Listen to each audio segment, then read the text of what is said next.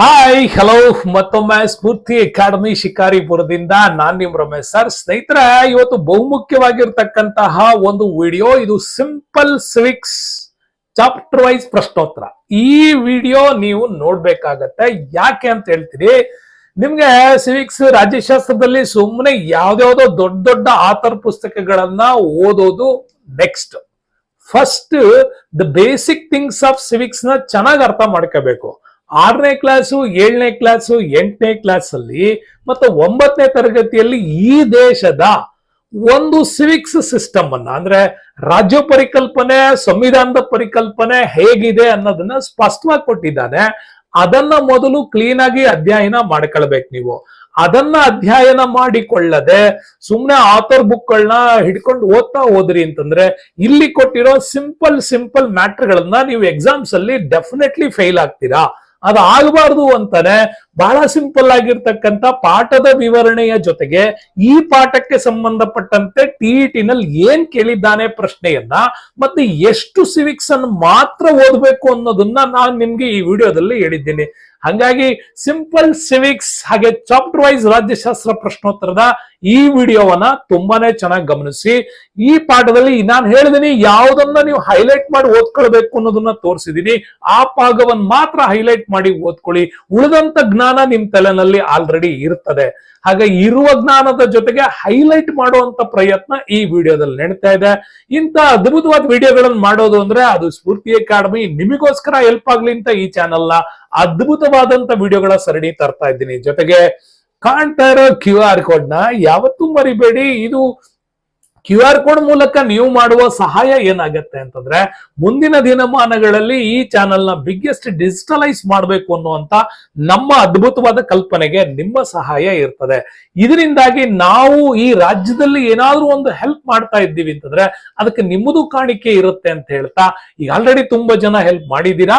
ಇನ್ನೂ ಜನ ಕೈ ಜೋಡಿಸಿ ಈ QR ಕೋಡ್ ನ ದಯವಿಟ್ಟು ಸ್ಕ್ಯಾನ್ ಮಾಡೋದ್ರ ಮುಖಾಂತರ ಸಹಾಯ ಮಾಡಿ. ಆದ್ರೆ ಎಂತವ್ರು ಮಾಡ್ಬೇಕೋ ಇಲ್ಲಿ ಪ್ರಶ್ನೆ. ಅದ್ಭುತವಾಗಿ ಸ್ಟೇಟಸ್ ಅಲ್ಲಿ ತುಂಬಾ ಚೆನ್ನಾಗಿದ್ದೀರಾ ಅಂತಂದ್ರೆ ಅವ್ರು ಮಾಡಿ. ತುಂಬಾ ಕಷ್ಟ ಇದೆ ಅಂದ್ರೆ ದಯವಿಟ್ಟು ನೀವು ಯಾರು ಶೇರ್ ಮಾಡಕ್ ಹೋಗ್ಬೇಡಿ. ಅಂದ್ರೆ ನೀವು ಅದಕ್ಕೆ ಧನ ಸಹಾಯ ಮಾಡಕ್ ಹೋಗ್ಬೇಡಿ ಅಂತ ಹೇಳ್ತಾ, ಬರೀ ಇವತ್ತಿನ ರಾಜ್ಯಶಾಸ್ತ್ರದ ಸಿಂಪಲ್ ಸಿವಿಕ್ಸ್ ಅನ್ನುವಂತಹ ಈ ಅದ್ಭುತವಾದ ಪಾಠವನ್ನ ನಿಮ್ಗೆ ಪಾರ್ಟ್ 1 ಇವತ್ತು ರಿಲೀಸ್ ಆಗ್ತಾ ಇದೆ. ಪಾರ್ಟ್ 2 ತನಕ ಇದನ್ನ ನಿಮ್ಗೆ ಫುಲ್ ಕಂಪ್ಲೀಟ್ ಮಾಡ್ಕೊಡ್ತೀನಿ. ಬರೀ ವಿಡಿಯೋದಲ್ಲಿ ಏನಿದೆ ಅಂತ ಹೇಳಿ ನೋಡೋಣ.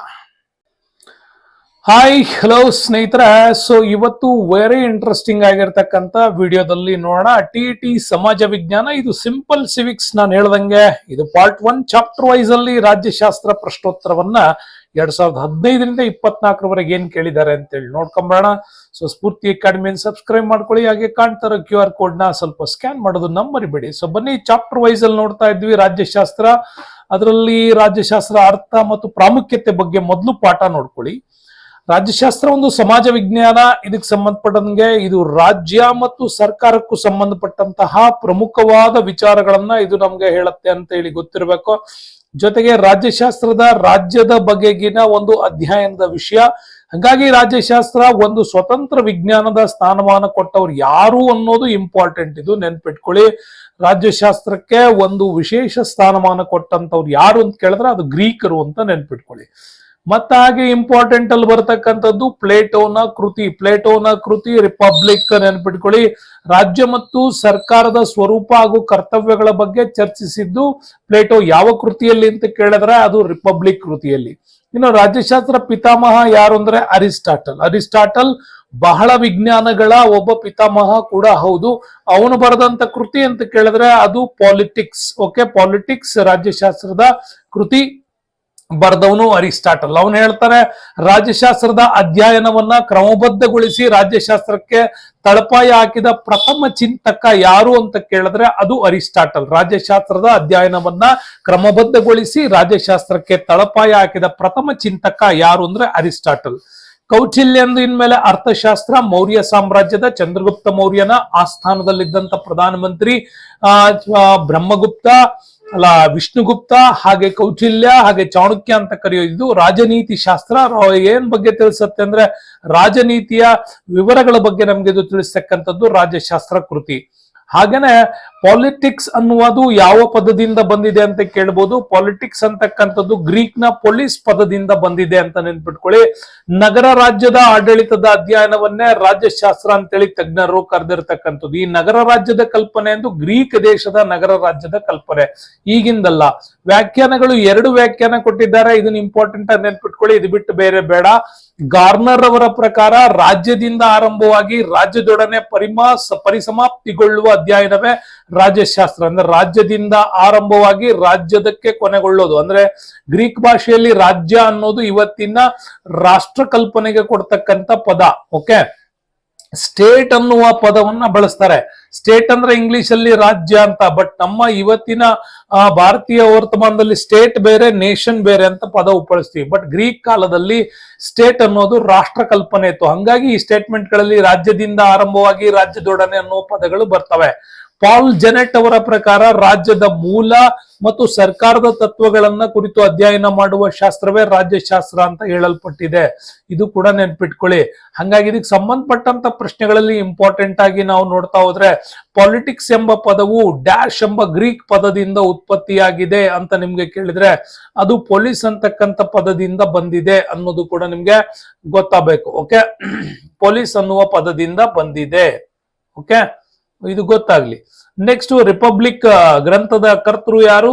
ಇದು ಕೂಡ ನಿಮ್ಗೆ ನೋಡಿ, ರಿಪಬ್ಲಿಕ್ ಬಗ್ಗೆನೂ ಕೇಳ್ತಾನೆ, ಅರಿಸ್ಟಾಟಲ್ ರಚಿಸಿದ ಕೃತಿ ಯಾವುದು ಅಂತಾನು ಕೂಡ ಕೇಳ್ತಾನೆ. ಈಗಾಗಲೇ ನಾವು ಮಾತಾಡ್ದಂಗೆ ರಿಪಬ್ಲಿಕ್ ಅನ್ನೋದು ಯಾರ ಕೃತಿ? ಇದು ರಿಪಬ್ಲಿಕ್ ಅನ್ನೋದು ಪ್ಲೇಟೋನ ಕೃತಿ. ರಿಪಬ್ಲಿಕ್ ಅನ್ನೋದು ಯಾವುದು? ಪ್ಲೇಟೋನ ಕೃತಿ. ಇದು ಕೂಡ ನಿಮ್ಗೆ ನೆನ್ಪಿಟ್ಕೊಳ್ಳಿ, ಪ್ಲೇಟೋನ ಕೃತಿನೇ ಯಾವುದು? ರಿಪಬ್ಲಿಕ್. ಅರಿಸ್ಟಾಟಲ್ ರಾಜ್ಯಶಾಸ್ತ್ರವನ್ನು ಕುರಿತು ಬರೆದಂತ ಕೃತಿ ಯಾವುದು? ಈಗ ತಾನೇ ಹೇಳಿದೆ, ಅರಿಸ್ಟಾಟಲ್ ಕುರಿತು ಬರೆದಂತ ರಾಜ್ಯಶಾಸ್ತ್ರ ಕುರಿತ ಬರ ಕೃತಿ ಪಾಲಿಟಿಕ್ಸ್. ಓಕೆ, ಯಾವ್ದು ನೆನ್ಪಿಟ್ಕೋಬೇಕು ನೀವು? ಪಾಲಿಟಿಕ್ಸ್. ಬಹಳ ಸಾರಿ ಈ ಪ್ರಶ್ನೆ ನಿಮ್ಗೆ ಬರುತ್ತೆ, ನೆನ್ಪಿಟ್ಕೊಳ್ಳಿ, ಪಾಲಿಟಿಕ್ಸ್. ಅಂಡ್ ದೆನ್ ರಾಜ್ಯಶಾಸ್ತ್ರ ಕುರಿತು ಮಾಹಿತಿ ಹೊಂದಿರುವ ಕೌಟಿಲ್ಯನ ಕೃತಿ ಹೇಳಿದ್ನಲ್ಲ ನಿಮ್ಗೆ, ಯಾವುದು? ಅರ್ಥಶಾಸ್ತ್ರ. ಮತ್ತೆ ನಿಮ್ಗೆ ರಾಜ್ಯಶಾಸ್ತ್ರ ಅಂತ ಕೊಟ್ಟಿರ್ತಾರೆ, ನೆನ್ಪಿಟ್ಕೊಳ್ಳಿ, ಅದಲ್ಲ, ಕೌಟಿಲ್ಯ ಬರೆದಂತ ಕೃತಿ ಅರ್ಥಶಾಸ್ತ್ರ. ಸೊ ಇದಕ್ಕೆ ಸಂಬಂಧಪಟ್ಟಂಗೆ ನಮ್ಗೆ 2015ರಲ್ಲಿ ಕೇಳಿರೋ ಪ್ರಶ್ನೆ ಇದೆ ನೋಡಿ. 2015ರಲ್ಲಿ ಕೇಳಿರೋ ಪ್ರಶ್ನೆ, ರಾಜ್ಯಶಾಸ್ತ್ರದ ಪಿತಾಮಹ ಯಾರು ಅಂತ ಕೇಳಿದ್ದಾರೆ. ರಾಜ್ಯಶಾಸ್ತ್ರದ ಪಿತಾಮಹ ಅರಿಸ್ಟಾಟಲ್. ಓಕೆ, ಸಾಕ್ರೆಟಿಸ್ ನ ಶಿಷ್ಯ ಯಾರು ಅಂತ ಕೇಳಿದ್ರೆ ಅದು ಪ್ಲೇಟೋನ ಶಿಷ್ಯ ಯಾರು ಅಂತ ಕೇಳಿದ್ರೆ ಅರಿಸ್ಟಾಟಲ್ ನ ಶಿಷ್ಯ ಯಾರು ಅಂತ ಕೇಳಿದ್ರೆ ಅಲೆಕ್ಸಾಂಡರ್. ಓಕೆ, ಇದು ಗುರು ಶಿಷ್ಯ ಪರಂಪರೆ. ಅಬ್ರಹಾಂ ಲಿಂಕನ್ ಯಾರು ಅಂತಂದ್ರೆ USA ನಲ್ಲಿ ಗುಲಾಮಗಿರಿ ವಿರುದ್ಧ ಹೋರಾಡಿದ ಸಾಮಾಜಿಕ ಹೋರಾಟಗಾರ ಹಾಗೂ ಅಮೆರಿಕದ ಅಧ್ಯಕ್ಷ ಅಬ್ರಹಾಂ ಲಿಂಕನ್. ಇದು ಕೂಡ ನಿಮ್ಗೆ ನೆನಪಿರ್ಲಿ ನೋಡಿ. 2015ರಲ್ಲಿ ಕೇಳಿರುವಂತಹ ಪ್ರಶ್ನೆ ಇಂಪಾರ್ಟೆಂಟ್ ಆಗತ್ತೆ. ಹಂಗೆ 2021ರಲ್ಲೂ ಇದೇ ಪ್ರಶ್ನೆ ಕೇಳಿದ್ದಾನೆ, ರಾಜ್ಯಶಾಸ್ತ್ರದ ಪಿತಾಮಹ ಯಾರು ಅಂತ. ಅರಿಸ್ಟಾಟಲ್. ಆಡಮ್ ಸ್ಮಿತ್ ಯಾರು? ಈತ ಅರ್ಥಶಾಸ್ತ್ರದ ಪಿತಾಮಹ. ಪ್ಲೇಟೋನ ಕೃತಿ ಕೇಳ್ತಾನೆ. ಸಾಕ್ರೆಟಿಸ್ ಯಾರು ಅಂತ ಕೇಳ್ತಾನೆ. ಪ್ಲೇಟೋನ ಗುರು. ನೋಡಿ, ಇಷ್ಟೇ ಪ್ರಶ್ನೆಗಳು ಕೇಳಿರೋದು ನಮ್ಗೆ ಆ ಚಾಪ್ಟರ್ಗೆ ಸಂಬಂಧಪಟ್ಟಾಗೆ. ನೆಕ್ಸ್ಟ್ ಚಾಪ್ಟರ್ ನೋಡಿ, ಪೌರ ಮತ್ತೆ ಪೌರತ್ವ ಬರ್ತೀವಿ. ಪೌರ ಮತ್ತು ಪೌರತ್ವ ವಿಚಾರದಲ್ಲಿ ಇಂಪಾರ್ಟೆಂಟ್ ಆಗತ್ತೆ ನಮ್ಗೆ ಯಾವುದು? ರಾಜ್ಯದ ಆಡಳಿತ, ನ್ಯಾಯ ವಿತರಣೆ, ಶಾಸನೀಯ ಕಾರ್ಯಗಳಲ್ಲಿ ಸಕ್ರಿಯವಾಗಿ ಭಾಗವಹಿಸುತ್ತಿದ್ದವರನ್ನ ಪೌರರು ಅಂತ ಕರಿತೀವಿ. ಹಂಗೇನೆ ಉಳಿದಂತೆ ಸ್ತ್ರೀಯರು, ಗುಲಾಮರು, ಕಾರ್ಮಿಕರು, ಮಕ್ಕಳು, ವಿದೇಶಿಯರು, ವ್ಯಾಪಾರಿಗಳು ಆಗಿನ ಕಾಲದಲ್ಲಿ ಪೌರರಾಗಿರಲಿಲ್ಲ. ಯಾವಾಗ? ಗ್ರೀಕ್ ನಾಗರಿಕತೆ ಕಾಲದ ಹೇಳ್ತಾ ಇರೋದು. ಗ್ರೀಕ್ ನಾಗರಿಕತೆಗಳಲ್ಲಿ ಇರಲಿಲ್ಲ. ಬಟ್ ಇಂದು ಪೌರತ್ವದ ಬಗ್ಗೆ ಗ್ರೀಕರಿಗೆ ಇದ್ದ ಪುರಾತನ ಕಲ್ಪನೆ ಆಗಿತ್ತು. ಈಗ ಈ ಕಲ್ಪನೆ ಬದಲಾಗಿದೆ. ಓಕೆ, ಹಂಗೆ ಪೌರ ಪದದ ಅರ್ಥವನ್ನ ಅಟ್ ಪ್ರೆಸೆಂಟ್ ಕೊಡೋದಾದ್ರೆ, ಒಂದು ರಾಜ್ಯದ ಸದಸ್ಯತ್ವವನ್ನ ಹೊಂದಿ ತಾನು ವಾಸಿಸುವ ರಾಜ್ಯಕ್ಕೆ ನಿಷ್ಠೆಯಿಂದ ಇದ್ದು ರಾಜ್ಯವು ನೀಡುವ ನಾಗರಿಕ civil rights and political rights, ರಾಜಕೀಯ ಹಕ್ಕುಗಳನ್ನು ಅನುಭವಿಸುವ ವ್ಯಕ್ತಿಯನ್ನೇ ಪೌರ ಅಂತ ಕರಿತೀವಿ. ಪೌರ ನಾಗರಿಕ ಸಮಾಜದ ಸದಸ್ಯ, ನಿರ್ದಿಷ್ಟ ಕರ್ತವ್ಯಗಳಿಗೆ ಬದ್ಧನಾಗಿ ಸಾಮಾನ್ಯ ಪ್ರಾಧಿಕಾರಕ್ಕೆ ಒಳಪಟ್ಟು ಅದು ನೀಡುವ ಸೌಲಭ್ಯಗಳನ್ನು ಸಮಾನವಾಗಿ ಅನುಭವಿಸುವನೇ ಪೌರ. ಯಾರು ಹೇಳಿದಾರೆ ಈ ಸ್ಟೇಟ್ಮೆಂಟ್ ಅಂತ ಕೇಳ್ಬೋದು? ವೆಟಲ್ ಈ ಸ್ಟೇಟ್ಮೆಂಟ್ ಅನ್ನ ಕೊಟ್ಟಿದ್ದಾನೆ. ಹಂಗಾರೆ ಪೌರತ್ವ ಅಂದ್ರೇನು? ಒಂದು ದೇಶದ ಸದಸ್ಯತ್ವವನ್ನ ಪಡೆದಿರುವುದನ್ನೇ ಪೌರತ್ವ ಅಂತ ಕೂಡ ಕರಿತೀವಿ. ಪೌರ ಬೇರೆ, ಪೌರತ್ವ ಬೇರೆ. ಪೌರ ಅಂದ್ರೆ ಒಂದು ರಾಷ್ಟ್ರದ, ಅಂದ್ರೆ ಗ್ರೀಕ್ ಭಾಷೆನಲ್ಲಿ ರಾಜ್ಯ ಅಂತ ಪದ ಬಳಸ್ತಾರೆ. ಒಂದು ರಾಷ್ಟ್ರಕ್ಕೆ ಆತ ಸದಸ್ಯತ್ವ ಹೊಂದಿ ಅದಕ್ಕೆ ನಿಷ್ಠೆಯಿಂದ ಇದ್ದು ಅದರ ಸಿವಿಲ್ ರೈಟ್ಸ್, ನಾಗರಿಕ ಮತ್ತು ಪೊಲಿಟಿಕಲ್ ರೈಟ್ಸ್, ರಾಜಕೀಯ ಹಕ್ಕುಗಳನ್ನ ಅನುಭವಿಸುವ ವ್ಯಕ್ತಿಯನ್ನ ಆ ದೇಶದ ಪೌರ ಅಂತ ಕರಿತೀವಿ. ಹಂಗೆ ಪೌರ ನಾಗರಿಕ ಸಮಾಜದ ಸದಸ್ಯನಾಗಿದ್ದು ಸಾಮಾನ್ಯ ಪ್ರಾಧಿಕಾರಕ್ಕೆ ಒಳಪಟ್ಟು ಅಲ್ಲಿನ ಸೌಲಭ್ಯಗಳನ್ನು ಅನುಭವಿಸೋನು ಪೌರ ಅಂತ ಕರೆದವನು ವ್ಯಾಟಲ್. ಈ ಸ್ಟೇಟ್ಮೆಂಟ್ ನೆನ್ಪಿಟ್ಕೊಳ್ಳಿ. ಪೌರತ್ವ ಅಂದ್ರೆ ಒಂದು ದೇಶದ ಪೌರತ್ವವನ್ನು ಪಡೆದಿರುವವನ್ನ ಪೌರತ್ವ ಅಂತ ಕೂಡ ಕರಿತೀವಿ. ನೆಕ್ಸ್ಟ್, ಪೌರತ್ವ ಪಡೆಯುವ ಎರಡು ವಿಧಾನಗಳು, ಒಂದು ಸಹಜ ಪೌರತ್ವ, ಮತ್ತೊಂದು ಸಹಜೀಕೃತ ಪೌರತ್ವ. ನ್ಯಾಚುರಲ್ ಸಿಟಿಸನ್ಶಿಪ್ ಮತ್ತೆ ನ್ಯಾಚುರಲೈಸ್ಡ್ ಸಿಟಿಸನ್ಶಿಪ್ಸ್ ಅಂತ. ಸಹಜ ಪೌರತ್ವ ಅಂದ್ರೆ ಏನು ಕೇಳಿದ್ರೆ ನೋಡಿ, ಒಂದು ರಾಜ್ಯದಲ್ಲಿ ವ್ಯಕ್ತಿಯೊಬ್ಬನ ಜನನವಾದರೆ ಆತ ಆ ರಾಜ್ಯದ ಪೌರತ್ವವನ್ನು ಪಡೆಯಲು ಅರ್ಹನಾಗುತ್ತಾನೆ. ಸಮ್ ಟೈಮ್ಸ್ ಇದು ಕೂಡ ಚೇಂಜ್ ಆಗುತ್ತೆ ಸ್ಟೇಟ್ಮೆಂಟ್. ಹೆಂಗೆ? ನಮ್ ದೇಶಕ್ಕೆ ಯಾವನೊಬ್ಬ ಪ್ರವಾಸಿಗ ಬಂದ, ಇಲ್ಲೊಂದು ಪ್ರವಾಸ ಮಾಡ್ತಾ ಇದ್ದ, ಆ ಸಂದರ್ಭದಲ್ಲಿ ಅವನಿಗೊಂದು ಮಗು ಆಯ್ತು ಅಂದ್ರೆ, ಒಂದ್ ಗಂಡ ಹೆಂಡತಿ ಬಂದಿರೋ ಮಗು ಆಯ್ತು ಅಂದ್ರೆ ಅವನಿಗೆ ಈ ದೇಶದ ಪೌರತ್ವ ಕೊಡ್ತೀವ? ಇಲ್ಲ ನೋಡಿ. ಆದ್ರೆ ಜನ್ಮಸ್ಥಳವನ್ನು ಆಧರಿಸಿ ಪೌರತ್ವ ನೀಡಿದ್ದು ತರ್ಕಬದ್ಧವಾಗಿಲ್ಲ. ಇದು ಇಂಪಾರ್ಟೆಂಟ್. ಏಕೆಂದ್ರೆ ಹೆರಿಗೆ ಅಂತಕ್ಕಂಥದ್ದು ಆಕಸ್ಮಿಕವಾಗಿ ಇನ್ನೊಂದು ದೇಶದಲ್ಲಿ ಆಗೋ ಸಾಧ್ಯತೆ ಕೂಡ ಇರ್ತದೆ. ಆವಾಗ ಅವನಿಗೆ ಆ ದೇಶದ ಪೌರತ್ವ ಕೊಡಲ್ವಾ? ಈ ಸ್ಟೇಟ್ಮೆಂಟ್ ಅನ್ನ ಬಹಳಷ್ಟು ಜನ ಚರ್ಚೆಗೂ ತಂದಿದ್ರು. ಒಬ್ಬ ರಾಜ್ಯದಲ್ಲಿ ವ್ಯಕ್ತಿಯೊಬ್ಬನ ಜನನವಾದರೆ ಆತ ಆ ರಾಜ್ಯದ ಸಹಜ ಪೌರತ್ವವನ್ನು ಪಡಿತಾನ ಅಂದ್ರೆ ಪಡೆಯುವುದಿಲ್ಲ. ಅದು ಕೂಡ ನಿಮ್ಗೆ ನೆನಪಿರ್ಲಿ. ಜನವರಿ 26, 1950, ಇದು ಇಸ್ವಿ ತುಂಬಾ ಇಂಪಾರ್ಟೆಂಟ್. ಜನವರಿ 26, 1950 ನಮ್ ದೇಶಕ್ಕೆ ಸಂವಿಧಾನವನ್ನು ಅಳವಡಿಸಿಕೊಂಡದ್ದು ಗಣರಾಜ್ಯ. ಸೊ ಆ ಒಂದು ಸಂವಿಧಾನದ ಪ್ರಕಾರ ಭಾರತದಲ್ಲಿ ಜನಿಸಿದವರು ಭಾರತದ ಪೌರರಾಗಿರ್ತಾರೆ. ಏಕೆಂದ್ರೆ ಈ ದಿನದಂದು ಸ್ವತಂತ್ರ ಭಾರತವು ತನ್ನದೇ ಆದ ಸಂವಿಧಾನವನ್ನು ಜಾರಿಗೊಳಿಸ್ತೋ. ಹಂಗಾರೆ ಸಹಜೀಕೃತ ಪೌರತ್ವ ಅಂದ್ರೇನು? ನ್ಯಾಚುರಲೈಸ್ಡ್ ಸಿಟಿಸನ್ಶಿಪ್ಸ್. ಒಬ್ಬ ವ್ಯಕ್ತಿ ಸಹಜೀಕೃತ ಪೌರತ್ವದ ಮೂಲಕ ಒಂದು ರಾಜ್ಯದ ಪೌರತ್ವ ಪಡೆಯಬಹುದಾಗಿದೆ. ರಾಜ್ಯ ಅಂದ್ರೆ ನಮ್ಮ ದೇಶದಲ್ಲಿ ರಾಷ್ಟ್ರ ಕಲ್ಪನೆ ಮಾಡ್ಕೋಬೇಕು. ಯಾವುದೇ ದೇಶವು ವಿಧಿಸುವ ಕರಾರು ಹಾಗೂ ನಿಯಮಗಳನ್ನು ಅವನು ಪೂರೈಸಿದಾಗ ಆ ದೇಶದ ಪೌರತ್ವ ಪಡೆಯಲು ಅವನು ಅರ್ಹನಾಗುತ್ತಾನೆ. ಒಂದು ಅಪ್ಲಿಕೇಶನ್ಸ್ ಹಾಕಿ ಪಡಿತಕ್ಕಂಥದ್ದು ಕೂಡ ಬರುತ್ತೆ. ಹೆಂಗೆ? ಸಹಜೀಕೃತ ಪೌರತ್ವದಲ್ಲಿ ನಿಯಮಗಳ ಒಂದು ವಾಸಸ್ಥಳದ ಆಧಾರದ ಮೇಲೆ, ಅವನು ಒಂದು ದೇಶದಲ್ಲಿ ಪೌರ, ಬೇರೊಂದು ದೇಶದಲ್ಲಿ ದೀರ್ಘಕಾಲ ವಾಸವಾಗಿದ್ದಾನಂದ್ರೆ ಆ ದೇಶದ ಕಂಡೀಷನ್ ಪ್ರಕಾರ ಅವನು ಒಪ್ಕೊಂಡಲ್ಲಿ ವಾಸವಾಗಿದ್ರೆ, ಅಂದ್ರೆ ಅಮೆರಿಕ ಮತ್ತು ಇಂಗ್ಲೆಂಡ್ ಗಳಲ್ಲಿ 5 ವರ್ಷ ವಾಸ ಮಾಡಿದ್ಮೇಲೆ ಅವನು ಪೌರತ್ವಕ್ಕೆ ಅರ್ಜಿ ಹಾಕೊಂಡು ತಗೊಳ್ತಾನೆ. ಫ್ರಾನ್ಸ್ ಅಲ್ಲಿ 10 ವರ್ಷ ಅವನು ವಾಸವಾಗಿದ್ರೆ ಅಲ್ಲಿ ಪೌರತ್ವ ತಗೋತಾನೆ. ಮತ್ತೆ ಭಾರತದಲ್ಲಿ ಹಿಂಗೆ ಅಂದ್ರೆ, ಭಾರತದಲ್ಲಿ 7 ವರ್ಷಗಳ ಕಾಲ ವಾಸವಾಗಿದ್ದು ಇಲ್ಲಿನ ನಿಬಂಧನೆಗಳಿಗೆ ಅವನು ಅರ್ಜಿಯನ್ನ ಹಾಕ್ಬಿಟ್ಟು ಆಮೇಲೆ ಪೌರತ್ವವನ್ನು ಪಡೆಯೋದನ್ನ ಸಹಜೀಕೃತ ಪೌರತ್ವದ ನಿಯಮಗಳು ಅಂತ ಕೂಡ ಕರಿತೀವಿ. ನೆನ್ಪಿಟ್ಕೊಳ್ಳಿ, ವಾಸಸ್ಥಳದ ಆಧಾರದ ಮೇಲೆ ಪಡೆಯೋದು. ನೆಕ್ಸ್ಟ್, ವಿವಾಹದ ಆಧಾರದ ಮೇಲೆ ಪಡೆಯೋದಿದೆ. ವಿವಾಹದ ಆಧಾರದ ಮೇಲೆ ಪಡಿತಕ್ಕಂಥದ್ದು ಹೆಂಗೆ? ಅವನು ಒಂದು ದೇಶದ ಮಹಿಳೆ ವಿದೇಶಿ ಪುರುಷನೊಂದಿಗೆ ವಿವಾಹವಾದರೆ, ಉದಾಹರಣೆ ನಮ್ಮಲ್ಲಿ ಸಾನಿಯಾ ಮಿರ್ಜಾ ಮತ್ತೆ ಪಾಕಿಸ್ತಾನದ ಶೋಯಬ್ ಅಲಿ ಮದುವೆ ಆಗಿದ್ದಾರೆ. ಹಂಗೆ ಸೋನಿಯಾ ಗಾಂಧಿ ಮತ್ತೆ ರಾಜೀವ್ ಗಾಂಧಿ ಮದುವೆ ಆಗಿದ್ದಾರೆ. ರಾಜೀವ್ ಗಾಂಧಿ ನಮ್ ದೇಶದವರು, ಸೋನಿಯಾ ಗಾಂಧಿ ಇಟಲಿ ದೇಶದವರು. ಓಕೆ, ಒಂದು ದೇಶದ ಮಹಿಳೆ ವಿದೇಶಿ ಪುರುಷನೊಂದಿಗೆ ಹೋದರೆ ತನ್ನ ಪತಿಯ ದೇಶದ ಪೌರತ್ವವನ್ನು ಪಡೆಯುತ್ತಾಳೆ. ಆದರೆ ಪತಿಯು ತನ್ನ ಹೆಂಡತಿಯ ಪೌರತ್ವ ಪಡೆಯುವುದಿಲ್ಲ.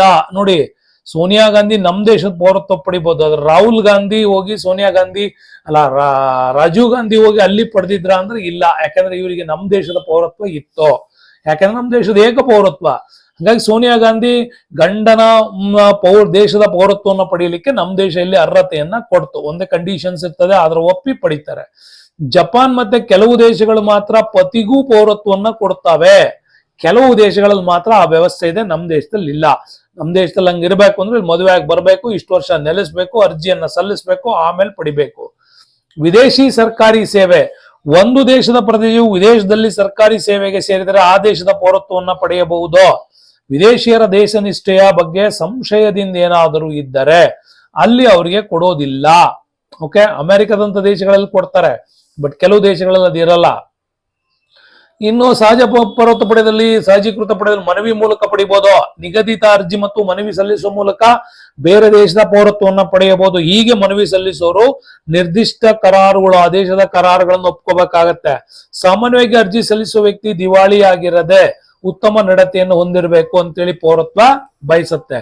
ಇನ್ನು ಬೇರೆ ದೇಶದಲ್ಲಿ ನೀವು ಆಸ್ತಿ ಸಂಪಾದನೆ ಮಾಡಿದ್ರೆ ಆ ದೇಶದ ಆಸ್ತಿಯನ್ನು ಖರೀದಿಸಿದ್ರೆ ಆ ದೇಶ ಅವನಿಗೆ ಪೌರತ್ವವನ್ನು ನೀಡಬಹುದು. ಮೆಕ್ಸಿಕೋ ದೇಶದಲ್ಲಿ ಕೂಡ ಇಂಥ ನಿಯಮ ಇದೆ. ಇಂದಿನ ರಾಷ್ಟ್ರಗಳು ವಿದೇಶಿಯರಿಗೆ ಆಸ್ತಿಯನ್ನು ಖರೀದಿಸಲು ಅವಕಾಶ ಮಾಡಿಕೊಡೋದು ಸ್ವಲ್ಪ ಅಪರೂಪ ಆಗಿದೆ. ಹಿಂದೆ ಸ್ವಲ್ಪ ಇತ್ತು, ಹಣ ಹರಿದು ಬರಲಿ ಅನ್ನೋ ಕಾರಣಕ್ಕಾಗಿ. ನೋಡಿ, ಭಾರತದಲ್ಲಿ ಏಕಪೌರತ್ವವಿದೆ. ಭಾರತದಲ್ಲಿ ಏಕಪೌರತ್ವವಿದೆ, ರಾಜ್ಯವಾರು ಪೌರತ್ವ ಇಲ್ಲ. ಬಟ್ USA ನಲ್ಲಿ ಹಂಗಲ್ಲ, ರಾಜ್ಯವಾರು ಪೌರತ್ವ ಇರಬೇಕು, ಅದು ಪಡಿಬೇಕಲ್ಲಿ. ಸೊ 1955ರಲ್ಲಿ ಪೌರತ್ವ ಕಾಯ್ದೆ ಭಾರತದಲ್ಲಿ ಜಾರಿಗೆ ತರಲಾಯಿತು. ಪುನಃ ಇದನ್ನು 1986ಗೆ ತಿದ್ದುಪಡಿ ಮಾಡಿದ್ದಾರೆ. ಇತ್ತೀಚೆಗೆ 2019ರಲ್ಲಿ ಕೂಡ ಈ ಕಾಯ್ದೆಗೆ ತಿದ್ದುಪಡಿ ತಂದು ಕಾಯ್ದೆ ಪೌರತ್ವ ಪಡೆಯುವ ನಿಯಮಗಳನ್ನ ಸ್ವಲ್ಪ ಕಟ್ಟುನಿಟ್ಟಾಗಿ ಮಾಡ್ತಾ ಬಂದಿದ್ದಾರೆ. ಯಾವ ತರ? ಜನ್ಮದತ್ವ ಪೌರತ್ವದಲ್ಲಿ ಬದಲಾವಣೆ ಮಾಡಿದ್ದಾರೆ. ಸಿಟಿಸನ್ಶಿಪ್ ಆಫ್ ಬೈ ಬರ್ತ್, ರಕ್ತ ಸಂಬಂಧದಲ್ಲಿ ಸಿಟಿಸನ್ಶಿಪ್ಸ್ ಬೈ ಡಿಸ್ಕಂಟ್ ಅಂತೇಳಿ ನೋಂದಣಿ ಪೌರತ್ವ, ರಿಜಿಸ್ಟ್ರೇಷನ್ ಮೂಲಕ ಪಡೆಯೋದ್ರಲ್ಲಿ, ಮತ್ತೆ ನಜೀಕೃತ ನ್ಯಾಚುರಲೈಸೇಷನ್ಸ್ಗಾಗಿ ನೂತನ ಭೂಪ್ರದೇಶದ ಸೇರ್ಪಡೆಯಿಂದ, ಅಂದ್ರೆ ನಮ್ಗೆ ಯಾವ್ದಾದ್ರು ಹೊಸ ಭೂಪ್ರದೇಶ ಸೇರ್ಪಡೆಯಾದರೆ, ಅಂದ್ರೆ ಗುಜರಾತ್ನ ಈ ಭಾಗದಲ್ಲಿ ಒಂದಿಷ್ಟು ಭಾಗ ಪಾಕಿಸ್ತಾನಕ್ಕಿದೆ, ಈ ಭಾಗವನ್ನ ನಮ್ ದೇಶಕ್ಕೆ ಸೇರ್ಪಡೆ ಆದ್ರೆ, ಅಥವಾ ಚೀನಾದಲ್ಲಿ ಒಂದಿಷ್ಟು ಭಾಗ ನಮ್ ದೇಶಕ್ಕೆ ಏನಾದ್ರು ಸೇರ್ಪಡೆ ಆದ್ರೆ, ಅವಾಗ ಅದನ್ನು ಒಪ್ಪಿ ನಾವು ಅವರನ್ನ ಕರೆಕ್ಟ್ ಆಗಿ ಮಾನಿಟೈಸ್ ಮಾಡಿಬಿಟ್ಟು ಆನಂತರ ಅವ್ರಿಗೆ ನಾವು ಅದನ್ನ ಕೊಡ್ತಕ್ಕಂಥದ್ದು. ಹಂಗಾರೆ ಪೌರತ್ವ ಕಳೆದುಕೊಳ್ಳುವ ವಿಧಾನಗಳು ಬಂದ್ರೆ, ಸ್ವ ಇಚ್ಛೆಯಿಂದ ಪೌರತ್ವ ತ್ಯಜಿಸಬಹುದು. ಅವನು ಬೇರೆ ದೇಶದ ಪೌರತ್ವವನ್ನು ಪಡ್ಕೊಂಡು ನಮ್ಮ ದೇಶವನ್ನು ಬಿಟ್ಟು ಹೋಗ್ಬೋದು. ಅವಾಗ ಅವನೇ ಅದಕ್ಕೆ ಅರ್ಜಿ ಸಲ್ಲಿಸಿ ಕ್ಯಾನ್ಸಲೇಷನ್ ಮಾಡ್ಕೊಳ್ಬಹುದು. ಕಾನೂನು ಮೂಲಕ ರದ್ದುಪಡಿಸುವುದು, ಟರ್ಮಿನೇಷನ್ಸ್, ಹೌದು, ಅವನೇನಾರ ಈ ದೇಶಕ್ಕೆ ವಿರೋಧಿ ಚಟುವಟಿಕೆಯಲ್ಲಿ ತೊಡಗಿದ್ರೆ ಅವನನ್ನ ಕೂಡ ನಾವು ಕಿತ್ತಾಕ್ಬೋದು. ದೇಶದ ಸಂವಿಧಾನಕ್ಕೆ ವಿರೋಧವಾಗಿ ನಡ್ಕೊಂಡ್ರೆ ಅವನ ಪೌರತ್ವವನ್ನ ತೆಗೆದಾಕ್ಬೋದು. ಡಿಪ್ರಿವೇಷನ್ಸ್ ಅಂತ ಕೂಡ ಅದನ್ನ ಕರಿತೀವಿ.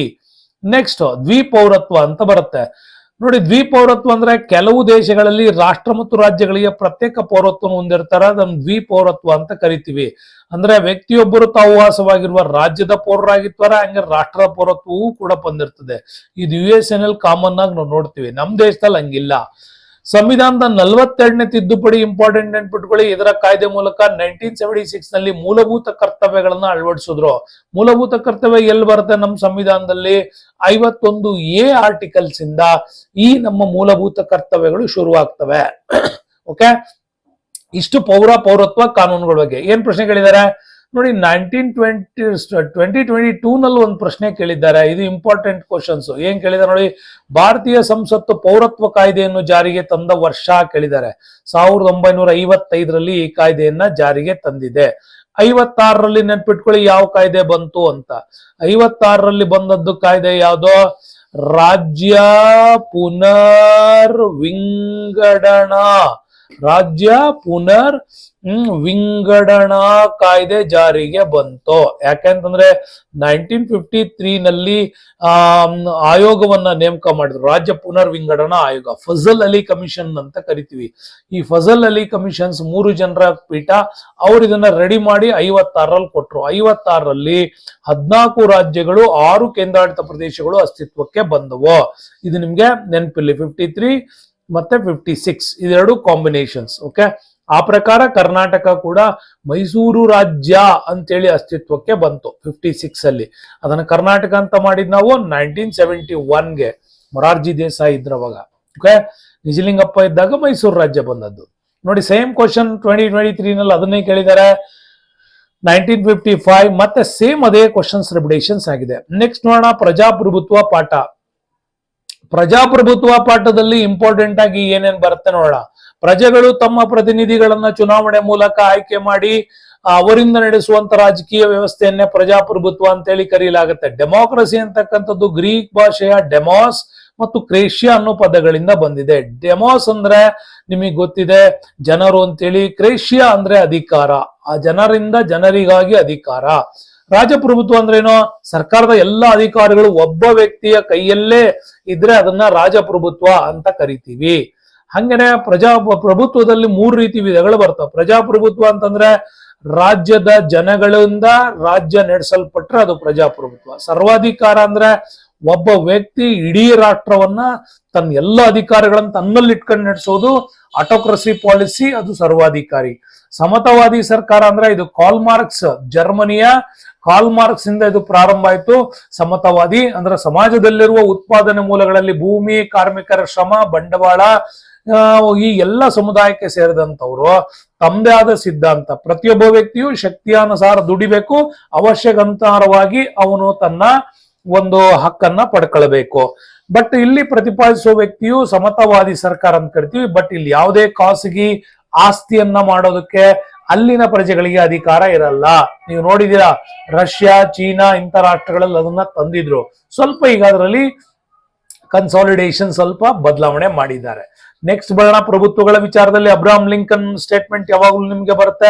ಅಬ್ರಹಾಂ ಲಿಂಕನ್ ಪ್ರಜಾಪ್ರಭುತ್ವವನ್ನ ಪ್ರಜೆಗಳಿಂದ ಪ್ರಜೆಗಳಿಗಾಗಿ ಪ್ರಜೆಗಳಿಗೋಸ್ಕರ ಇರುವ ಸರ್ಕಾರ ಅಂತ ಹೇಳಿದ್ದು ಅಬ್ರಹಾಂ ಲಿಂಕನ್ ಅವರು ಅದನ್ನ ಹೇಳಿದ್ರು. ಅದು ನಿಮ್ಗೆ ಗೊತ್ತಿರ್ಲಿ. ಪ್ರಜಾಪ್ರಭುತ್ವ ವಿಧಗಳಲ್ಲಿ ಪ್ರತ್ಯಕ್ಷ ಪ್ರಜಾಪ್ರಭುತ್ವ, ಪರೋಕ್ಷ ಪ್ರಜಾಪ್ರಭುತ್ವ ಎರಡು ವಿಧಗಳಿವೆ. ಲಾರ್ಡ್ ಬ್ರೈಸ್ ಹೇಳಿಕೆ ಮತ್ತೆ ಹರ್ಮನ್ ಫೈರ್ ಎರಡು ಹೇಳಿಕೆಗಳಿದೆ. ಇದನ್ನ ಕರೆಕ್ಟಾಗಿ ನೆನ್ಪಿಟ್ಕೊಳ್ಳಿ, ಬೇರೆ ಯಾವುದು ಕೊಡಲ್ಲ. ಈ ಎರಡು ಹೇಳಿಕೆಗಳು ತುಂಬಾ ಇಂಪಾರ್ಟೆಂಟ್ ಆಗ್ತವೆ. ಅವ್ರು ಕೊಟ್ಟಿರೋ ಪ್ರಕಾರ ಒಂದನೇ ಹೇಳಿಕೆ ಇಲ್ಲೇನ್ ಹೇಳತ್ ನೋಡಿ. ಲಾರ್ಡ್ ಬ್ರೈಸ್ ಪ್ರಕಾರ ಏನ್ ಹೇಳಿದ್ದಾನೆ, ರಾಜ್ಯದ ಆಡಳಿತಾಧಿಕಾರವು ಕಾನೂನಾತ್ಮಕವಾಗಿ ಯಾವುದೇ ಒಂದು ವರ್ಗ ಅಥವಾ ವರ್ಗಗಳ ಕೈಯಲ್ಲಿ ನಿಹಿತವಾಗಿರದೆ, ಇದು ಸ್ಟೇಟ್ಮೆಂಟ್, ನಿಹಿತವಾಗಿರದೆ ಸಮಸ್ತ ಸಮುದಾಯದ ಸದಸ್ಯರಲ್ಲಿರುವ ಸರ್ಕಾರದ ಪ್ರಕಾರವೇ ಪ್ರಜಾಪ್ರಭುತ್ವ. ಹರ್ಮನ್ ಫೈರ್ ಏನ್ ಹೇಳ್ತಾನೆ, ಪ್ರಜಾಪ್ರಭುತ್ವ ಕೇವಲ ಒಂದು ತತ್ವ ಚಿಂತನೆ ಮತ್ತು ಸರ್ಕಾರದ ಪ್ರಕಾರವಾಗಿರದೆ ಅದು ಜೀವನ ವಿಧಾನವೂ ಆಗಿದೆ ಅಂತ ಹೇಳಿದಾನಲ್ಲ. ಇದು ನಿಮ್ಗೆ ಇಂಪಾರ್ಟೆಂಟ್ ಆಗತ್ತೆ. ಓಕೆ, ಸೊ ನೆಕ್ಸ್ಟ್ ಪ್ರಜಾಪ್ರಭುತ್ವ ಪಾಠದಲ್ಲಿ ನೆನ್ ಕೊಡ್ತಾನೆ, ಸಾರ್ವತ್ರಿಕ ವಯಸ್ಕ ಮತದಾನ ಪದ್ಧತಿ ಬಗ್ಗೆ ನೆನ್ಪಿಟ್ಕೊಳ್ಳಿ. 18 ವರ್ಷ ತುಂಬಿದ ಪ್ರತಿಯೊಬ್ಬ ವಯಸ್ಕರು ಜಾತಿ, ಮತ, ವಿದ್ಯಾರ್ಹತೆ ಅದರ ಅನುಗುಣವಾಗಿ ಯಾವುದೇ ಲಿಂಗ, ಭಾಷೆ, ಯಾವುದೇ ಧಾರ್ಮಿಕತೆ, ವರ್ಗ ಭೇದ ಭಾವ ಇಲ್ಲ, ಎಲ್ಲರಿಗೂ ಮತದಾನದ ಹಕ್ಕನ್ನ ಕೊಡೋದು ಏಜ್ ಆಫ್ 18ಗೆ. ಯಾವಾಗ ತಂದ್ರೆ ಇದನ್ನ 1989ರಲ್ಲಿ ತಿದ್ದುಪಡಿ ಮಾಡ್ತಾರೆ. ಆಗ 21 ವಯಸ್ಸಿಗಿದ್ದಂತ ಮತದಾನದ ಹಕ್ಕನ್ನ 18ನೇ ವಯಸ್ಸಿಗೆ ರೆಡ್ಯೂಸ್ ಮಾಡ್ತಾರೆ. ಹಾಗೆ ಯಾವ ತಿದ್ದುಪಡಿ ಅಂತ ಕೇಳಿದ್ರೆ 61ನೇ ತಿದ್ದುಪಡಿ. ನೆನ್ಪಿಟ್ಕೊಳ್ಳಿ, 61ನೇ ತಿದ್ದುಪಡಿ 1989ನೇ ಇಸ್ವಿ. ಆಗ 18 ವರ್ಷಕ್ಕೆ ನಮ್ಗಲ್ಲಿ ಈ ಕಾಯ್ದೆಯನ್ನ ಜಾರಿಗೆ ತರ್ತಾರೆ. ಚುನಾವಣೆಗಳ ವಿಚಾರ ಬಂದಿದೆ ಇದರಲ್ಲಿ. ಚುನಾವಣೆಗಳು ಭಾರತದಲ್ಲಿ ಸಾರ್ವತ್ರಿಕ ಚುನಾವಣೆಗಳು ಎಷ್ಟು ವರ್ಷಕ್ಕೊಮ್ಮೆ ನಡೀತವೆ ಅಂತ ಕೇಳ್ತಾರೆ. 5 ವರ್ಷಗಳಿಗೊಮ್ಮೆ ನಡೆಯುತ್ತೆ. ಭಾರತ ಚುನಾವಣಾ ಆಯೋಗ ಇದೆ ನಮ್ಮಲ್ಲಿ, ಅದು ಎಲೆಕ್ಷನ್ ಕಮಿಷನ್ ಆಫ್ ಇಂಡಿಯಾ ಅಂತ ಕರಿತೀವಿ. ಇಲ್ಲಿ 3 ಪ್ರಮುಖ ಸದಸ್ಯರನ್ನ ಚುನಾವಣಾ ಆಯೋಗದಲ್ಲಿ ನೇಮಕ ಮಾಡ್ತಾರೆ. ಅವಾಗೆಲ್ಲ ಒಬ್ಬರೇ ಇದ್ರು, ಈಗ ಒಬ್ಬ ಮುಖ್ಯ ಚುನಾವಣಾ ಆಯುಕ್ತ 1+2 ಇರುತ್ತೆ. ಆದ್ರೆ 3 ಜನರಿಗೂ ಸೇಮ್ ಅಧಿಕಾರ ಇರುತ್ತೆ. ರಾಷ್ಟ್ರಾಧ್ಯಕ್ಷರಿಂದ ಈ ಚುನಾವಣಾ ಆಯೋಗದವನ್ನ ನೇಮಕ ಮಾಡಲಾಗುತ್ತೆ. ಲೋಕಸಭೆ ಹೆಸರುಗಳನ್ನು ಸಜೆಸ್ಟ್ ಮಾಡುತ್ತೆ, ಅವ್ರು ಆಯ್ಕೆ ಮಾಡ್ತಾರೆ. ಎಷ್ಟು ಜನ ಆಯುಕ್ತರಿರಬೇಕು ಅಂತ ತೀರ್ಮಾನುವ ಅಧಿಕಾರ ಸಂಸತ್ತು ಮಾತ್ರ ಹೊಂದಿರುತ್ತದೆ. ಸಂಸತ್ ಅಂದ್ರೆ ಶಾಸಕಾಂಗ ಪ್ಲಸ್ ನಮ್ಮಲ್ಲಿ ಶಾಸಕಾಂಗದಲ್ಲಿ ಬರ್ತಕ್ಕಂಥ 2 ವಿಭಾಗದಲ್ಲಿ ಲೋಕಸಭೆ ಮತ್ತು ರಾಜ್ಯಸಭೆ ಇದರ ಒಂದು ಅಸ್ತಿತ್ವವನ್ನ ಹೊಂದಿರುತ್ತೆ. ಹಂಗಾಗಿ ಲೋಕಸಭೆ, ಶಾಸಕಾಂಗ ಮತ್ತು ಕಾರ್ಯಾಂಗಗಳು ತೀರ್ಮಾನ ತೆಕ್ಕೊಳ್ತವೆ. ನೋಡಿ, ರಾಜ್ಯ ಚುನಾವಣಾ ಆಯೋಗದ ಬಗ್ಗೆ ಇಲ್ಲಿ ಕೊಟ್ಟಿದ್ದಾನೆ. ರಾಜ್ಯ ಮಟ್ಟದಲ್ಲಿ ರಾಜ್ಯ ಚುನಾವಣಾ ಆಯೋಗಗಳು ಇರ್ತವೆ. ರಾಜ್ಯ ಮಟ್ಟದಲ್ಲಿ ನಡೆಸುವಂತ ಚುನಾವಣೆಗಳು ಎಲ್ಲ ಸ್ಥಳೀಯ ಸಂಸ್ಥೆಗಳ ಚುನಾವಣೆ. ಓಕೆ, ಪಂಚಾಯಿತಿ ಚುನಾವಣೆಗಳು, ಗ್ರಾಮ ಪಂಚಾಯತ್ ಚುನಾವಣೆಗಳು, ತಾಲೂಕು ಪಂಚಾಯತ್ ಚುನಾವಣೆಗಳು, ಜಿಲ್ಲಾ ಪಂಚಾಯತ್ ಚುನಾವಣೆಗಳು, ಪ್ಲಸ್ ಈ ಕಡೆ ಪುರಸಭೆ, ಮಹಾನಗರ, ನಗರ ಪಾಲಿಕೆ ಮತ್ತು ಮಹಾನಗರ ಪಾಲಿಕೆ ಇವುಗಳನ್ನು ಕೂಡ ನಡೆಸುತ್ತೆ. ಗ್ರಾಮ ಪಂಚಾಯತಿ ಇನ್ನೊಂದಿದೆ, ಇಲ್ಲಿ ಪಟ್ಟಣ ಪಂಚಾಯತಿಗಳು ಬರ್ತವೆ. ಗ್ರಾಮ ಪಂಚಾಯತಿ, ಪಟ್ಟಣ ಪಂಚಾಯತಿ, ತಾಲೂಕ್ ಪಂಚಾಯತಿ, ಜಿಲ್ಲಾ ಪಂಚಾಯತಿ. ಮತ್ತೆ ಈ ಕಡೆ ನಗರಗಳಲ್ಲಿ ಬಂದ್ರೆ ಪ್ರಜಾಪ್ರಭುತ್ವ ಅಂದ್ರೆ ಪುರಸಭೆ, ನಗರಸಭೆ, ಮಹಾನಗರ ಸಭೆ, BBMP ಅಂತ ಏನ್ ಕರಿತೀವಲ್ಲ, ಇವುಗಳ ಚುನಾವಣೆ ನಡೆಸೋದು ರಾಜ್ಯ ಚುನಾವಣಾ ಆಯೋಗ. ನೋಡಿ, ಹಿಂಗೆ ಕೇಳಲ್ಪಟ್ಟಿದ್ದಾನೆ. ಜೊತೆ ನೋಡಿ, ಸೇಮ್ ಕ್ವಶನ್ಸ್ ನಿಮ್ಗೆ ಇಂಪಾರ್ಟೆಂಟ್ ಆಗುತ್ತೆ. ಡೆಮೋಕ್ರಸಿ ಎನ್ನುವ ಪದವು ಯಾವ ಪದಗಳಿಂದ ಬಂದಿದೆ ಅಂತ ಕೇಳ್ಬೋದು. ಡೆಮಾಸ್ ಮತ್ತು ಕ್ರೇಷಿಯಾ ಗ್ರೀಕ್ ಪದಗಳು. ಭಾರತದಲ್ಲಿ ಮತ ಚಲಾಯಿಸಲು ಪೂರ್ಣಗೊಳಿಸಬೇಕಾದ ಕನಿಷ್ಠ ವಯಸ್ಸು ಎಷ್ಟಿರ್ಬೇಕು? 18. ಪ್ರತಿ 5 ವರ್ಷಗಳಿಗೊಮ್ಮೆ ಚುನಾವಣೆಗಳು ನಡೆದರೆ ಅಂತ ಚುನಾವಣೆ ಏನಂತೀವಿ? ಸಾರ್ವತ್ರಿಕ ಚುನಾವಣೆ. 1952ನಲ್ಲಿ ನಮ್ಮಲ್ಲಿ ಚುನಾವಣೆ ನ್ಯಾಷನಲ್ ಲೆವೆಲ್ ಅಲ್ಲಿ ನಡೆದಿತ್ತು. ಸ್ಥಳೀಯ ಸಂಸ್ಥೆ ಚುನಾವಣೆಗಳನ್ನ ನಡೆಸೋ ಜವಾಬ್ದಾರಿ ಯಾರಿಗಿರುತ್ತೆ? ಸ್ಥಳೀಯ ಸಂಸ್ಥೆಗಳು ಹೇಳಿದ್ನಲ್ಲ, ಅದನ್ನ ನಮ್ಮಲ್ಲಿ ರಾಜ್ಯ ಚುನಾವಣಾ ಆಯೋಗಕ್ಕೆ ಇರುತ್ತೆ. ನೋಡಿ ಇದಕ್ಕೆ ಸಂಬಂಧಪಟ್ಟಂತ ಕ್ವಶನ್ಸ್ ಏನ್ ಕೇಳಿದ್ದಾರೆ ನೋಡೋಣ. ಇದಕ್ಕೆ ಸಂಬಂಧಪಟ್ಟಂತ ಕ್ವಶನ್ಸ್ ಅಲ್ಲಿ ನೋಡಿ, ಭಾರತದಲ್ಲಿ ಮತದಾನದ ವಯಸ್ಸು 21 ರಿಂದ 18 ವರ್ಷಗಳಿಗೆ ಇಳಿಸಿದ್ದು ನೋಡಿ ಕೇಳಿದಾನೆ. ಯಾವಾಗ 2021ರಲ್ಲಿ ಎಷ್ಟನೇ ತಿದ್ದುಪಡಿ ಅಂತ ಕೇಳಿದಾನೆ. ಇಲ್ಲಿ 61ನೇ ತಿದ್ದುಪಡಿಯಲ್ಲಿ ಇದನ್ನ ನಡೆಸಲಾಗಿತ್ತು. ಈಗ ತಾನೇ ಹೇಳಿದೆ ಎಷ್ಟನೇ ತಿದ್ದುಪಡಿಯಲ್ಲಿ ನಡೆಸಲಾಗಿತ್ತು ಅಂತ. ಹಂಗಾಗಿ ನೀವು ನೆನ್ಪಿಟ್ಕೋಬೇಕು, 1989ರ 61ನೇ ತಿದ್ದುಪಡಿ ಕಾಯ್ದೆಯ ಪ್ರಕಾರ ಇದನ್ನ ಏನ್ ಮಾಡಿದ್ದಾರೆ, ನಡೆಸಿದ್ದಾರೆ 1989ರಲ್ಲಿ. ಹಂಗಾರೆ ಉಳಿದವನ್ ಕೂಡ ನಾವು ತಿಳ್ಕೋಬೇಕು. ಯಾವ್ದನ್ನು ತಿಳ್ಕೋಬೇಕು, 24ನೇ ತಿದ್ದುಪಡಿ ಏನ್ ಹೇಳ್ತೋ ಅಂತ. ಓಕೆ, 24ನೇ ತಿದ್ದುಪಡಿ ಹೇಳಿದ್ದೇನೋ, ಗೋಲಕ್ನಾಥ್ ಕೇಸ್ ಬಂತು. ಆಗ ಗೋಲಕ್ನಾಥ್ ಕೇಸ್ ವಿಚಾರದಲ್ಲಿ ದೊಡ್ಡ ಮಟ್ಟದಲ್ಲಿ ಚರ್ಚೆಗಳು ನಡೀತು. ಅವಾಗ ತಿದ್ದುಪಡಿ ಮಾಡಿದ್ರು. ಸಂವಿಧಾನದ ಯಾವುದೇ ಭಾಗವನ್ನು ತಿದ್ದುಪಡಿ ಮಾಡುವ ಅಧಿಕಾರ ಸಂಸತ್ತು ಪುನಃ ಹೊಂದಿದೆ ಅನ್ನೋದನ್ನ ಅಲ್ಲಿ ತೀರ್ಪು ಕೊಡ್ತು ಸುಪ್ರೀಂ ಕೋರ್ಟ್. ನೆಕ್ಸ್ಟ್ 52ನೇ ತಿದ್ದುಪಡಿ ಪ್ರಕಾರ ಬಂದ್ರೆ 1985ರಲ್ಲಿ ಕಾಯ್ದೆ ಬಂತು, ಪಕ್ಷಾಂತರ ವಿರೋಧಿ ಕಾನೂನು. ಅವಾಗ ಎಷ್ಟ್ ಬೇಕಷ್ಟು ಜನ ಹೋಗ್ತಾ ಇದ್ರು, ಯಾವ ಬೇಕು ಪಕ್ಷಕ್ಕೆ ಸೇರ್ತಾ ಇದ್ರು. ಈಗ ಹಂಗಿಲ್ಲ, ಇಷ್ಟು ಪರ್ಸೆಂಟೇಜ್ ಆಫ್ ಪಕ್ಷದಲ್ಲಿ ಗೆದ್ದು ಬಂದವ್ರು ಮಾತ್ರ ಇನ್ನೊಂದು ಪಕ್ಷಕ್ಕೆ ಹೋಗ್ಬೇಕು. ಅವಾಗ ಮಾತ್ರ ಪಕ್ಷಾಂತರ ವಿರೋಧಿ ಕಾನೂನು ಅದು ಆಡ್ ಆಗತ್ತೆ. ಅವಾಗ ಅವ್ರು ಹೊಸ ಪಕ್ಷವನ್ನು ಸೇರ್ಪಡೆ ಮಾಡ್ಕೊಳ್ಬಹುದು. ನೋಡಿದಿರಲ್ಲ, ಇಲ್ಲಿ ಯಡಿಯೂರಪ್ಪ ಸರ್ಕಾರ ಅಧಿಕಾರ ಬರುವಾಗ ಕಾಂಗ್ರೆಸ್ ಇಂದ ಮತ್ತೆ ಎಷ್ಟು ಜನರು ವಲಸೆ ಹೋದ್ರು ಅಂತೇಳಿ, ಅದು ಪಕ್ಷಾಂತರ ವಿರೋಧಿ ಕಾನೂನು, ಪಕ್ಷಾಂತರ ಮಾಡ್ತಕ್ಕಂಥ ಕಾನೂನು. 69ನೇ ತಿದ್ದುಪಡಿ ಏನ್ ಹೇಳ್ತೋ, ದೆಹಲಿಗೆ ಕೇಂದ್ರಾಡಳಿತದ ಸ್ಥಾನಮಾನ ಕೊಡೋದು, ಜೊತೆಗೆ 70 ಸದಸ್ಯರ ಶಾಸಕಾಂಗ ಹಾಗೂ 7 ಜನರ ಸಂಪುಟ ರಚನೆಗೆ ಅವಕಾಶ ಮಾಡಿಕೊಟ್ಟ ಶಾಸನ ಇದು. ಹಾಗಾಗಿ ಈ ಪ್ರಶ್ನೆ ನಿಮ್ಗೆ ಇಲ್ಲಿ ಕೇಳಲಾಗಿತ್ತು. ವೆರಿ ಇಂಪಾರ್ಟೆಂಟ್ ಕ್ವಶನ್ಸ್ ಕೂಡ ಇದು ಆಗಿತ್ತು ಅನ್ನೋದನ್ನ ನೀವು ನೆನ್ಪಿಟ್ಕೋಬೇಕು. ನೆಕ್ಸ್ಟ್ ಪ್ರಶ್ನೆ ಏನ್ ಕೇಳಿದಾರೆ ಇದ್ರ ಬಗ್ಗೆ ನೋಡಿ, ಸಂಸತ್ತು ಬಗ್ಗೆ ಈ ತರ ಪ್ರಶ್ನೆ ಕೇಳಿದಾರೆ. 61ನೇ ತಿದ್ದುಪಡಿ 2024ರಲ್ಲಿ ಬಂದಿರೋದು. 61ನೇ ತಿದ್ದುಪಡಿ ಕಾಯ್ದೆಯು ಮತದಾರರ ಕನಿಷ್ಠ ವಯಸ್ಸನ್ನ 21ರಿಂದ 18ಕ್ಕೆ ಇಳಿಸ್ತು ಅಂತ ಬಂತಲ್ಲ, ಇದು ಕೂಡ ಸ್ಟೇಟ್ಮೆಂಟ್ ರೈಟ್. ನೆಕ್ಸ್ಟ್ ಏನಾಗಿದೆ ನೋಡಿ, ಸ್ಥಳೀಯ ಸಂಸ್ಥೆಗಳಿಗೆ ಚುನಾವಣೆಗಳನ್ನ ರಾಜ್ಯ ಚುನಾವಣಾ ಆಯೋಗ ನಡೆಸುತ್ತದೆ, ಇದು ರೈಟ್. ಕರ್ನಾಟಕ ಮುನ್ಸಿಪಲ್ ಕಾರ್ಪೊರೇಷನ್ ಕಾಯ್ದೆ 1986 ಅಂತ ಕೊಟ್ಟಿದ್ದಾನೆ, ಇದು ರಾಂಗ್. ಮುನ್ಸಿಪಲ್ ಕಾರ್ಪೊರೇಷನ್ಸ್ ಆಕ್ಟ್ ಬಂದಿದ್ದು 1976, ನೆನ್ಪಿಟ್ಕೊಳ್ಳಿ. ಅಲ್ಲಿಗೆ ಎ ಮತ್ತೆ ಬಿ ಸರಿ. ಓಕೆ, ಇದು ನಿಮ್ಗೆ ವೆರಿ ಇಂಪಾರ್ಟೆಂಟ್. ಕಾಣ್ತಾ ಇರೋ QR ಕೋಡ್ ನ ಸ್ಕ್ಯಾನ್ ಮಾಡಿ, ಚಾನಲ್ ನ ಸಬ್ಸ್ಕ್ರೈಬ್ ಮಾಡ್ಕೊಳ್ಳಿ. ಇನ್ನೂ ಅದ್ಭುತವಾಗಿರ್ತಕ್ಕಂಥ ವಿಡಿಯೋಗಳು ಬರ್ತದೆ. ನೆಕ್ಸ್ಟ್ ಚಾಪ್ಟರ್ ನಮ್ಮ ಸಂವಿಧಾನ ಮುಂದಿನ ವಿಡಿಯೋದಲ್ಲಿ ಹೇಳ್ಕೊಡ್ತೀನಿ. ಅಲ್ಲಿವರೆಗೂ ಸಿಂಪಲ್ ಸಿವಿಕ್ಸ್ ನ ಈ ವಿಡಿಯೋನ ಸಕ್ಸಸ್ಫುಲ್ ಆಗಿ ನೋಡಿ, ಎಂಜಾಯ್ ಮಾಡಿ ಅಂತ ಹೇಳ್ತಾ ಇದ್ದೀನಿ. ಹಂಗೆ ವಿಡಿಯೋಕ್ಕೆ ಧನ್ಯವಾದಗಳು. ಮುಂದಿನ ವಿಡಿಯೋದಲ್ಲಿ ಮತ್ತೆ ಸಿಗ್ತೀನಿ. ಅಲ್ಲಿವರೆಗೂ stay with us Ramesh sir. Thank you, bye.